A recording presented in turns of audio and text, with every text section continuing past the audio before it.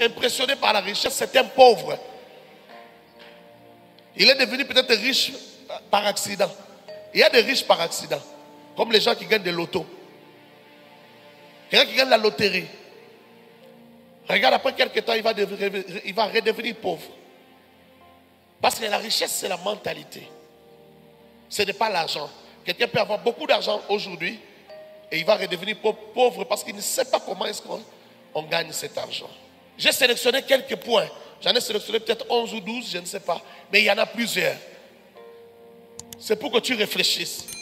Voilà ce que le pauvre s'est dit dans sa tête. Lorsque quelqu'un vit en Europe, il vit bien. Il a l'argent. Ça, c'est la pensée du pauvre. Quand quelqu'un pense comme ça, il va appeler quelqu'un qui est en Europe, il va lui dire, envoie-moi ne fût-ce que 100 euros. Tu appelles 100 euros ne fût-ce que. C'est le pauvre qui pense que 100 euros c'est ne fût-ce que. Parce qu'il ne connaît pas la souffrance de chercher l'argent. Quelqu'un me comprend? Ça, c'est une pensée de pauvre. Cette pensée ici va t'amener à croire que pour que tu réussisses ta vie, il faut aller en Europe. Tu peux réussir ta vie ici.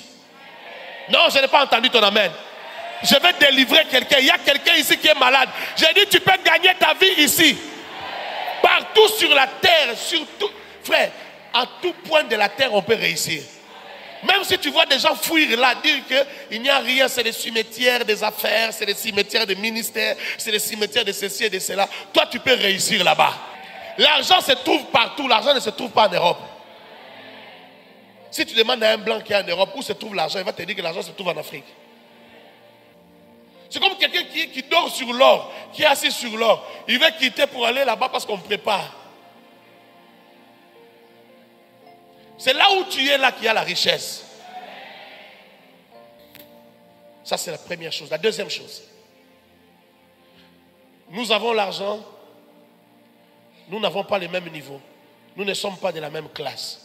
Voilà encore une autre bêtise. Ça, c'est la mentalité des pauvres. Les pauvres pensent que comme il a l'argent, il n'a pas le même niveau que celui qui n'a rien. Les pauvres ne respectent pas l'autre. Quand tu vois un riche ne pas respecter l'autre, c'est un faux riche. Il ne mourra pas riche et ses enfants risquent de ne pas être riches. Les vrais riches connaissent la valeur de l'homme. Les vrais riches cherchent les hommes. Est-ce que j'ai parlé à quelqu'un? 3. Il a beaucoup d'argent, c'est qu'il a des fétiches. Voilà encore une autre bêtise des pauvres. Quand tu vois un pauvre, il réfléchit comme ça. Quand il voit quelqu'un réussir, il se dit, ça doit être des fétiches. Vous avez un tonton dans la famille. Il a construit des maisons en étage. Il a des appartements qu'il fait louer. Vous commencez à vous dire, si bien, à la moto. Mais pourquoi tu ne sais pas qu'avec le travail, on peut réussir? Les gens qui réussissent, ce sont les gens qui croient qu'avec un peu d'intelligence, un peu de secret dans la manière de faire les choses, un peu de témérité, d'endurance, de persévérance, on peut devenir grand et très grand.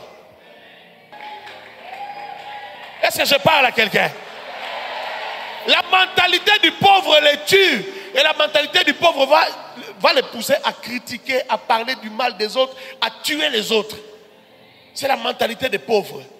On ne devient pas riche par hasard. Toi, tu ne respectes pas les gens. Tu ne respectes pas l'heure.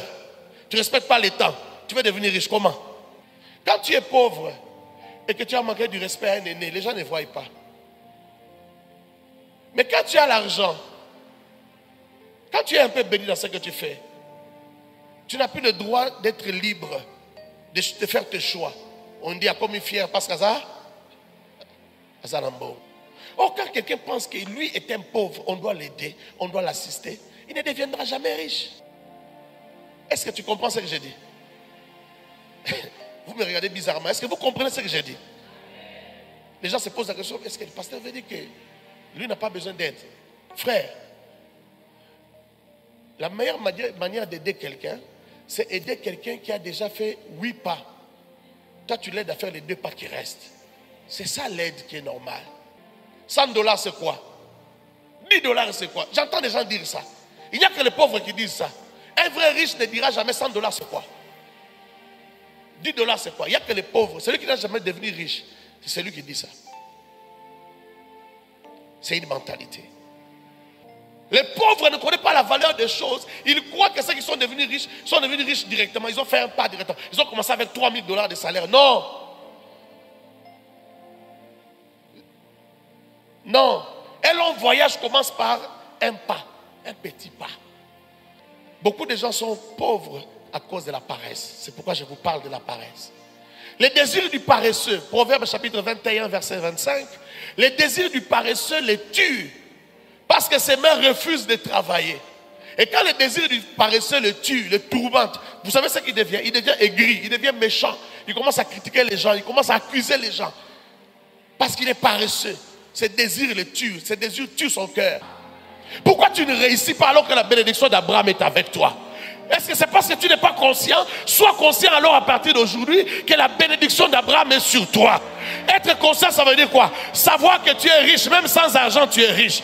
Savoir que même quand il n'y a rien dans ta poche, tu es quelqu'un d'important. Savoir que même quand tu n'as rien, lorsque tu sèmeras, tu récolteras au centuple. Parce que tu es fils d'Abraham, parce que tu es fille d'Abraham, tu réussiras dans ce que tu fais.